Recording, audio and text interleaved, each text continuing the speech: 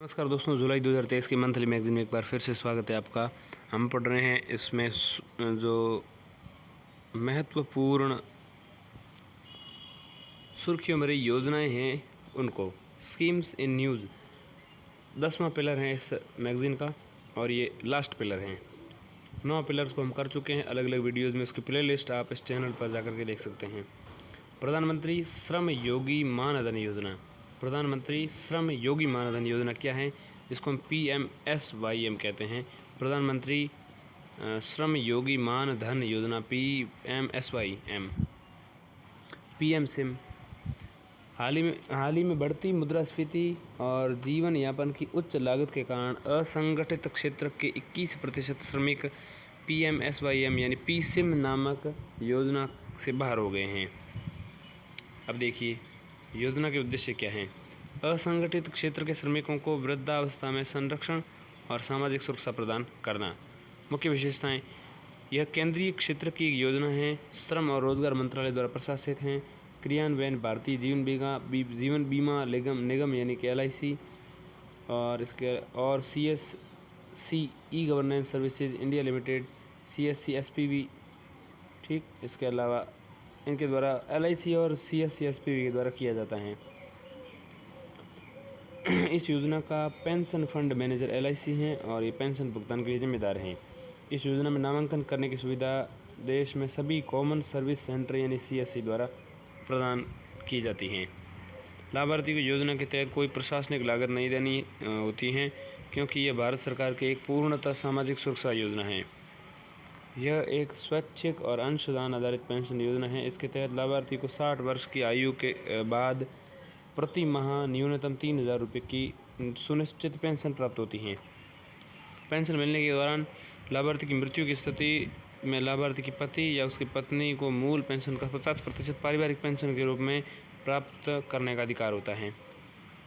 पारिवारिक पेंशन केवल लाभार्थी के पति या उसकी पत्नी को ही मिलेगी, ध्यान दीजिए, अनिवार्य को नहीं। मतलब इसके अलावा अन्य लोगों को नहीं मिलेगी। अनिवार्य दस्तावेज देखें तो आधार कार्ड होता है, IFSC सहित बचत खाता संख्या और जनधन खाता संख्या भी इसमें चाहिए होती है। या तो जनधन खाता संख्या या इसके अलावा IFSC कोड के साथ बचत खाता संख्या, दोनों में से कोई एक, और आधार कार्ड साथ में है ही। लाभार्थी द्वारा किया जाने वाला अंशदान। मुख्य रूप से लाभार्थी का अंशदान मासिक आधार पर बैंक खाता से ऑटो डेबिट में हो जाता है। हालांकि इसमें तिमाही, छमाही और वार्षिक आधार पर अंशदान भी भुगतान करने का प्रावधान है। पहला अंशदान कॉमन सर्विस सेंटर में नकद जमा करना होता है। केंद्र सरकार द्वारा लाभार्थी के अंशदान के बराबर का अंशदान जमा किया जाता है। योजना के तहत 18 से 40 वर्ष तक की आयु में शामिल होने के बाद लाभार्थी को 60 वर्ष की आयु तक अंशदान प्राप्त होता रहता है। योजना को छोड़ने का प्रावधान। योजना से बाहर निकलने के प्रावधानों को लचीला बनाए रखा गया है। ये प्रावधान निम्नलिखित हैं। किसी लाभार्थी किसी संगठित क्षेत्र से काम करने लगता है, वहाँ कम से कम 3 वर्ष तक काम करता है, हालांकि तब भी उसका खाता चालू रहेगा, लेकिन इस खाते में सरकार अपना अंशदान 50% अंशदान जमा नहीं करेगी। यदि लाभार्थी 10 वर्ष से कम अवधि के भीतर इस योजना को छोड़ देता है तो केवल लाभार्थी द्वारा किए गए अंशदान बचत खाते में मिलने वाली ब्याज दर के साथ लौटा दिया जाता है।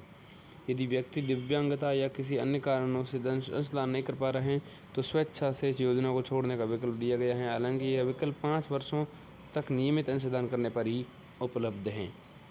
इसके अलावा अंशदान जमा करने में चूक। यदि लाभार्थी किसी अनियमित अंशदान का भुगतान नहीं करता है, दंड के रूप में सरकार द्वारा किए गए शुल्क के साथ संपूर्ण बकाया राशि का भुगतान करना होगा। इस तरह वह अपने अंशदान को नियमित कर सकेगा। कोई व्यक्ति अटल पेंशन योजना के साथ साथ PMSYM PSIM योजना में भी शामिल हो सकता है। पात्रता मानदंड क्या होता है? असंगठित क्षेत्र यानी कि UW का होना चाहिए वो। इसके अलावा प्रवेश आयु 18 से 40 के बीच, मासिक आय 15,000 रुपये से कम होनी चाहिए। संगठित क्षेत्र यानी कि EPS, NPS और ESIC की सदस्यता में या आयकरदाता नहीं होना चाहिए। अब बात करते हैं परिशिष्ट की, अपेंडिक्स की। महात्मा गांधी राष्ट्रीय ग्रामीण रोजगार गारंटी योजना, मनरेगा योजना 2005।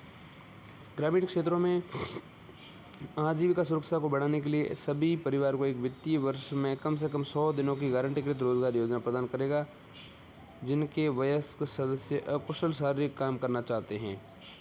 योजना की प्रमुख विशेषताएं देखिए।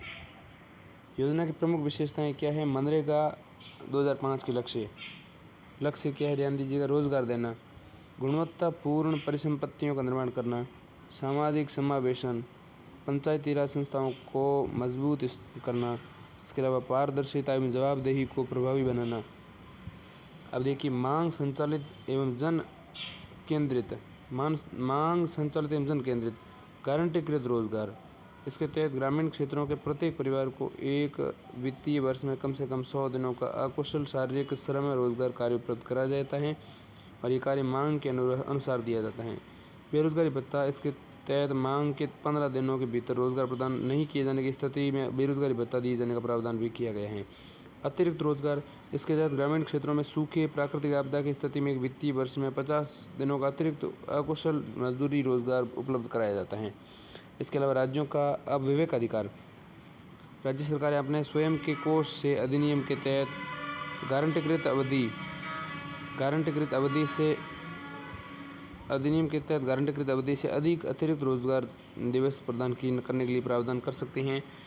दुर्घटना संबंधी मुआवजा। यह कार्यस्थल पर दुर्घटना की स्थिति में मुआवजे का दावा प्रदान करता है। इसके अलावा कार्यस्थल पर दुर्घटना परिणामतः स्थायी दिव्यांगता या मृत्यु की स्थिति में अनुग्रह राशि के भुगतान यानी कि ग्रेटिया पेमेंट का प्रावधान किया गया है। महिला सशक्तिकरण। कम से कम 1/3 लाभार्थी महिलाएं होनी चाहिए। अनिवार्य प्रावधान देखें। ग्राम पंचायत स्तर पर श्रम सामग्री का अनुपात 60-40 का रहेगा। ठीक है। बिना किसी ठेकेदार या मशीनरी अनुमति के अलावा केवल शारीरिक श्रम द्वारा कार्य पूरा किया जाएगा। किए गए कार्य की मात्रा के आधार पर सभी को समान वेतन। कवरेज की बात करें तो यह योजना 100% शहरी आबादी वाले जिलों को छोड़कर संपूर्ण देश में लागू है। प्रत्येक लाभार्थी को 5 किलोमीटर के दायरे में रोजगार प्रदान किया जाएगा। यह कार्यस्थल 5 किलोमीटर से अधिक दूरी पर हैं तो इस दशा में लाभार्थी अतिरिक्त मजदूरी प्राप्त करने का हकदार होगा। वित्त पोषण का पैटर्न। 100% अकुशल श्रम की लागत के लिए वित्त पोषण में केंद्र और राज्यों का अनुपात। केंद्र राज्य सामग्री की लागत के मामले में मजदूरी का भुगतान देखिए। बेहतर पारदर्शिता सुनिश्चित करने के लिए मजदूरी करने वाले व्यक्ति के खाते में उसकी मजदूरी का भुगतान किया जाता है। कार्य पूरा होने के 15 दिन के भीतर मजदूरी का भुगतान कर दिया जाता है। ग्रामीण परिवारों के लिए जॉब कार्ड। अकुशल शारीरिक श्रम करने का कोई इच्छुक ग्रामीण परिवार ग्राम पंचायत में अपने परिवार को पंजीकृत करा सकता है और जॉब कार्ड प्राप्त कर सकता है। इसके अलावा देखिए, प्रमुख अधिकार क्या है? मजदूरी करने वाले के अधिकार देखिए तो साफ और सुरक्षित पेयजल, विश्राम की सुविधा, फर्स्ट एड बॉक्स और दवाइयों की उपलब्धता, 5 वर्ष से कम आयु वाले बच्चों की कामकाजी महिलाओं के बच्चों की देखभाल की सुविधा, बाल देखभाल की सुविधा लाभ उठाने के लिए सामूहिक रूप से कम 5 बच्चों की उपस्थिति आवश्यक है। सृजित परिसंपत्तियों की जियो टैगिंग। जियो मनरेगा के तहत निर्मित परिसंपत्तियों की जियो टैगिंग करता है। इससे राष्ट्रीय रिमोट सेंसिंग सेंटर यानी NRSC और इसरो और राष्ट्रीय सूचना विज्ञान केंद्र के सहयोग से ग्रामीण विकास मंत्रालय यानी कि मिनिस्ट्री ऑफ रूरल डेवलपमेंट ने विकसित किया है। शिकायत निवारण देखें तो अधिनियम में अधिकांश सामाजिक लेखा परीक्षा के लिए विशेष प्रावधान किए गए हैं। ये प्रावधान कार्यों की प्रभावी पारदर्शिता और जवाबदेही सुनिश्चित करते हैं। शिकायतों का समाधान करने के लिए, जांच पड़ताल करने और निर्णय पारित करने के लिए प्रत्येक जिले के लिए लोकपाल की नियुक्ति की गई है। सुर्खियों में प्रमुख व्यक्तित्व की बात करते हैं। मंगल पांडे को भारत के प्रथम स्वतंत्रता सेनानी के रूप में जाना जाता है। उनका जन्म फैजाबाद के पास एक कस्बे में हुआ था जो पूर्वी उत्तर प्रदेश में स्थित हैं। उन्हें 1849 में 34वीं बंगाल नेटिव इन्फेंट्री की 6ठी कंपनी में एक सैनिक सिपाही नियुक्त किया गया था। 1849 में 34वीं बंगाल नेटिव इन्फेंट्री की 6ठी कंपनी में सैनिक सिपाही नियुक्त किया गया था।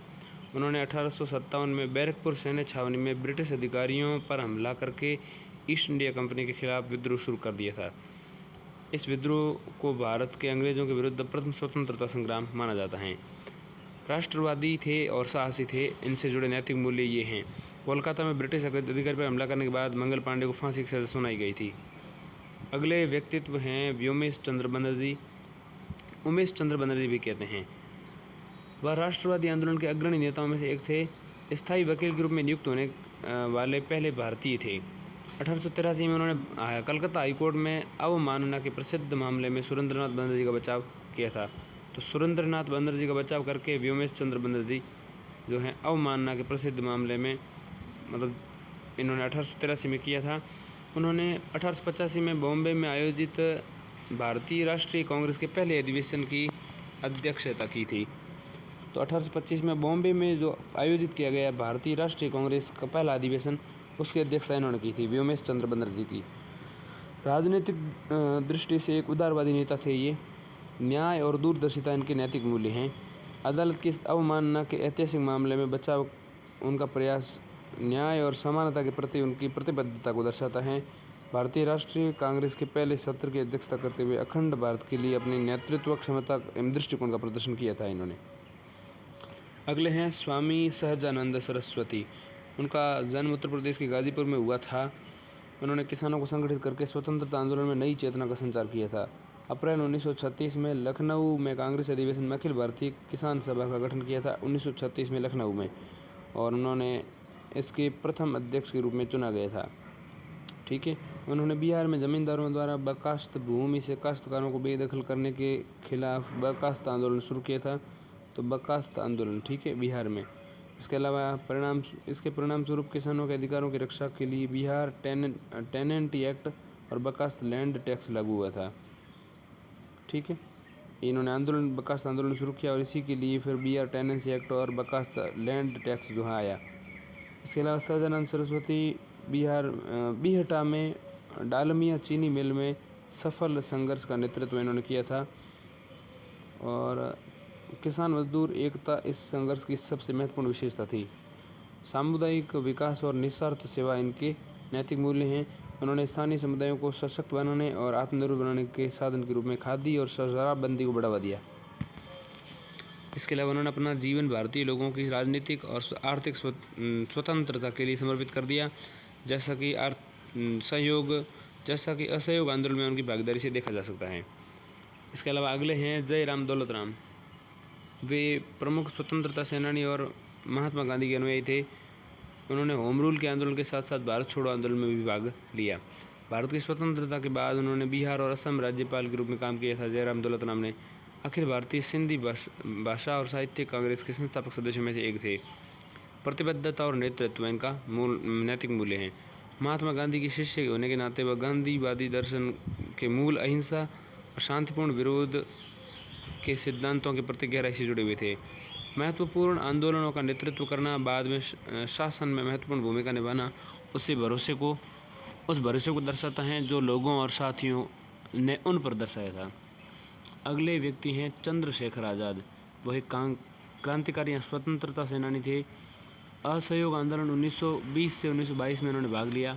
1928 में हिंदुस्तान सोशलिस्ट रिपब्लिकन एसोसिएशन यानी कि HSRA के गठन में महत्वपूर्ण भूमिका निभाई। सोशलिस्ट रिपब्लिकन एसोसिएशन, ठीक है, हिंदुस्तान सोशलिस्ट रिपब्लिकन एसोसिएशन के गठन में महत्वपूर्ण भूमिका निभाई। इस संगठन का नाम पहले हिंदुस्तान रिपब्लिकन एसोसिएशन था, HRA था, और इन्होंने हिंदुस्तान सोशलिस्ट शब्द इसमें जोड़ा। 1924 में इसका गठन हुआ था। 1928 में इन्होंने Hindustan socialist Republican association socialist शब्द जोड़ करके 1928 में इसे पुनर्गठित करवाया था। क्रांतिकारी गतिविधियों में शामिल थे, जैसे 1925 की प्रसिद्ध काकोरी ट्रेन डकैती में शामिल थे आज़ाद साहब। इसके अलावा वायसराय की ट्रेन को बम से उड़ाने का प्रयास 1926 में। 1928 में लाला लाजपत राय की हत्या का बदला लेने के लिए लाहौर में JP सॉन्डर्स की गोली मारना, JP सॉन्डर्स को इन्होंने गोली मारी थी। ठीक है। नेतृत्व और निडरता, उन्होंने अंग्रेज़ों के खिलाफ लड़ने वाले भारतीय क्रांतिकारियों के समूह का सफलतापूर्वक नेतृत्व किया। उन्होंने स्वयं प्रतिज्ञा की थी कि वे अंग्रेज़ उन्हें पकड़ नहीं पाएंगे, इसलिए जब शत्रुओं से घिर गए तो उन्होंने अपनी प्रतिज्ञा पूरी करने के लिए खुद को गोली मार ली। अरुणा आसफ अली, उन्होंने भारत के स्वतंत्रता संग्राम की ग्रैंड गोल्ड लेडी के नाम से जाना जाता है। योगदान देखें तो 1930 के नमक सत्याग्रह में सक्रिय रूप से उन्होंने भाग लिया। 1942 में भारत छोड़ो आंदोलन के दौरान हुई। मुंबई के ग्वालियर टैंक के मैदान में भारतीय ध्वज फहराने के लिए जाना जाता है। ठीक है। आज़ादी के बाद उन्होंने महिला शिक्षा को प्रोत्साहित करने की स्थिति में, महिलाओं के सुधार की स्थिति में कार्य किया। उन्होंने इस लक्ष्य को प्राप्त करने के लिए साप्ताहिक पत्रिका वीकली और इसके अलावा समाचार पत्र पैट्रियट वीकली और पैट्रियट शुरू किए। 1958 में वे दिल्ली की पहली निर्वाचित मेयर बनी थी। पुरस्कार देखें तो 1992 में पद्म विभूषण और 1992 में पद्म विभूषण, 1997 में भारत रत्न। सशक्तिकरण की भावना और दृढ़ संकल्प इनके नैतिक मूल्य हैं। स्वतंत्रता के बाद महिलाओं के उत्थान के लिए विशेष रूप से शिक्षा को प्रोत्साहित करने के लिए उनके प्रयास लैंगिक समानता और महिला सशक्तिकरण के उनके विश्वास को प्रमाण है। सुर्खियों में प्रमुख स्थलों की बात करते हैं। सुर्खियों में प्रमुख स्थलों में एक है लद्दाख। लद्दाख का पारकाचिक ग्लेशियर। लद्दाख का पारकाचिक ग्लेशियर किस लिए सुर्खियों में है? बर्फ़ के तेज़ी से पिघलने के कारण लद्दाख के पारकाचिक ग्लेशियर में अलग अलग आकार के 3 झीलें बनने की संभावना है। ठीक है, पारकाचिक ग्लेशियर। ठीक है। इसके अलावा लद्दाख का पेंगोंग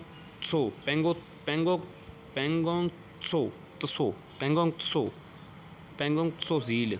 भारत और चीन दोनों इसी झील के उत्तरी तट पर अवसंरचना में सुधार कर रहे हैं। इसके अलावा देखें तो गुजरात के कच्छ ज़िले खादिर बेट और बेला क्षेत्र सुर्खियों में हैं।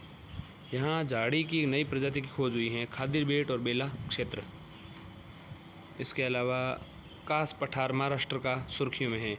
कास पठार में अवस्थित एक मौसमी झील के तलछट के नए अध्ययन के भारतीय ग्रीष्मकालीन मानसून में बड़े बदलाव का संकेत मिलता है।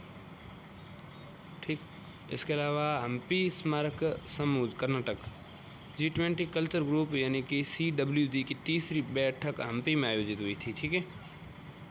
इसके अलावा तमिलनाडु का पोरपनईकोट्टई स्थल, ये खुदाई के संगम युग से संबंधित सोने का स्टड हड्डी से बना एक नुकीला औजार और एक कार्नेलियन मनका प्राप्त हुआ है यहाँ से।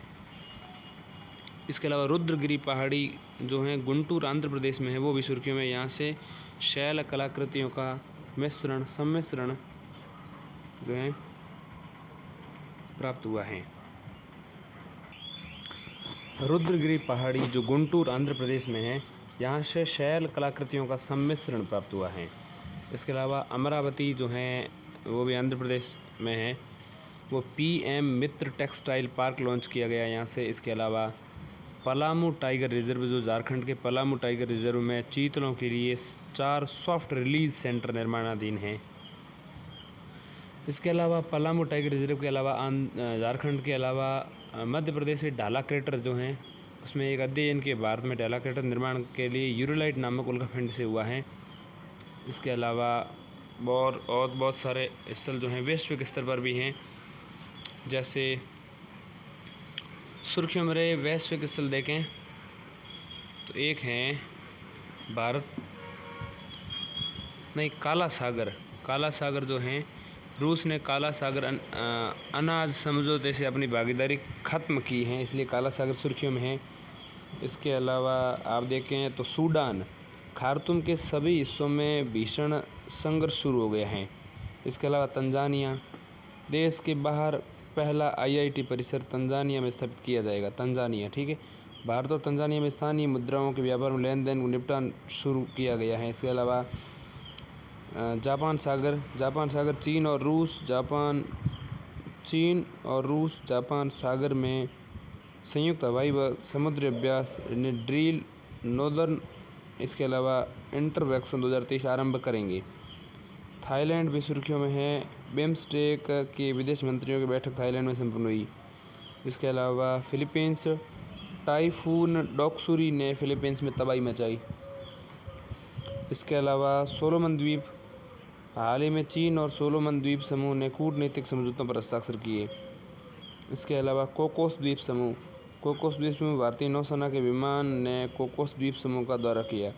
इसके अलावा मोजाम्बिक में काबो डेलगाडो गैस फील्ड स्थित हैं, इसमें भारतीय ऊर्जा कंपनियों जैसे ONGC विदेश में, इसके अलावा BPCL व ऑयल इंडिया लिमिटेड इसकी 30% हिस्सेदारी हैं।